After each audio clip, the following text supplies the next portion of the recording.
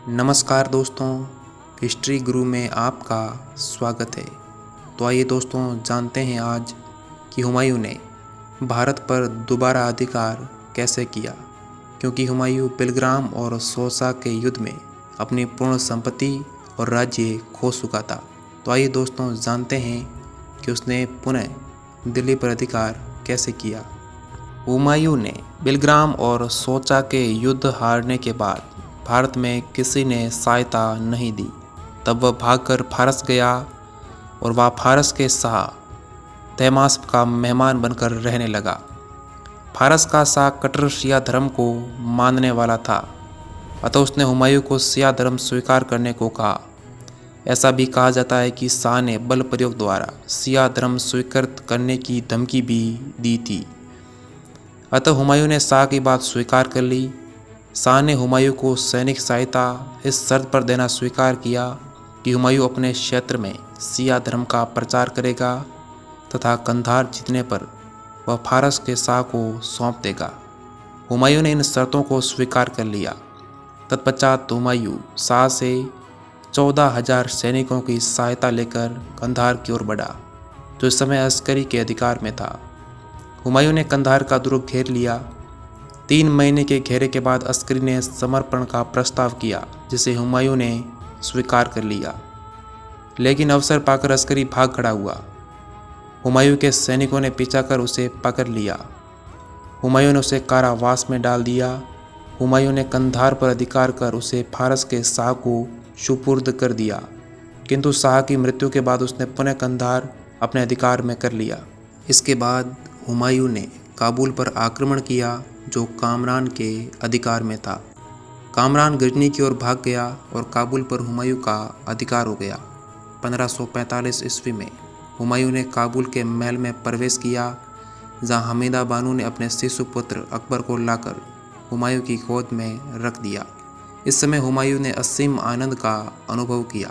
1546 ईस्वी में हुमायूं ने हिंदुकुश पर्वत को पार किया, लेकिन वह बीमार पड़ गया। अतः कामरान ने पुनः काबुल पर अधिकार कर लिया। बीमारी से मुक्त होकर हुमायूं ने काबुल पर आक्रमण कर दिया। कामरान भागकर बदखसा की ओर चला गया तथा 1547 ईस्वी में काबुल पर हुमायूं का अधिकार हो गया। 1548 ईस्वी में वह पुनः काबुल की ओर आया, लेकिन पराजित हुआ। हुमायूं ने उसे समाकर आक्सस नदी के उत्तरी प्रदेश का गवर्नर बना दिया, लेकिन 1549 ईस्वी में उसने हुमायूं से विश्वासघात कर काबुल पर अधिकार कर लिया। लेकिन नवंबर 1551 ईस्वी को कामरान पुनः पराजित होकर भारत की ओर भागा। इस मुठभेड़ में हिंदाल मारा गया। कामरान को पकड़ लिया गया और हुमायूं के पास भेजा गया। हुमायूं तो कामरान को पुनः क्षमा करने को तैयार था, लेकिन उसके अधिकारियों ने कामरान को दंडित करने हेतु दबाव डाला। अतः विवश होकर हुमायूं ने बड़ी अनिच्छा से कामरान को अंधा करने की आज्ञा दे दी। कामरान को अपना शेष जीवन अपनी पत्नी सहित मक्का में व्यतीत करना पड़ा और वही 1557 ईस्वी में उसकी मृत्यु हो गई। अस्करी को बाद में मक्का भेज दिया गया, जहां से वह फिर लौटकर नहीं आया। इस प्रकार हुमायूं ने अपने विद्रोही और विश्वासघाती भाइयों से मुक्ति प्राप्त की। शेर शाह की मृत्यु के बाद उसके उत्तराधिकारी साम्राज्य को संगठित नहीं रख सके। अफगानों में पारस्परिक संघर्ष आरंभ हो गया और राज्य में पूर्णतः अव्यवस्था छा गई। हुमायूं ने इस अव्यवस्था का लाभ उठाने के लिए नवंबर 1554 ईस्वी में सिंध को पार कर नए रोहतास दुर्ग पर अधिकार कर लिया और फिर लाहौर की ओर बढ़ा। लाहौर से अफगान भाग खड़े हुए और 24 फरवरी 1555 ईस्वी को हुमायूं ने लाहौर पर अधिकार कर लिया।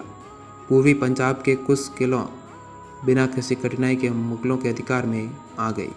15 मई 1555 ईस्वी को मुगल सेना और अफगान सेना के बीच मसीवारा नामक स्थान पर भीषण संघर्ष हुआ। अफगानों ने भागकर पास के एक गांव में शरण ली। रात्रि में गांव में आग लग गई, जिससे गांव प्रकाशमान हो गया। मुगलों ने इस प्रकाश का लाभ उठाकर अफगानों पर भीषण प्रहार किए। फलस्वरूप अफगान भाग खड़े हुए और विजयश्री हुमायूं के हाथ लगी। हुमायूं की इन विजयों से सिकंदर शाह घबरा गया। फिर भी अपने साम्राज्य को बसाने के लिए उसने 80,000 सैनिकों के साथ दिल्ली से कूच किया और सरहिंद पहुंचकर मोर्चाबंदी की। इधर बैराम खान ने भी सरहिंद में पहुंचकर सुदृढ़ किलेबंदी कर ली।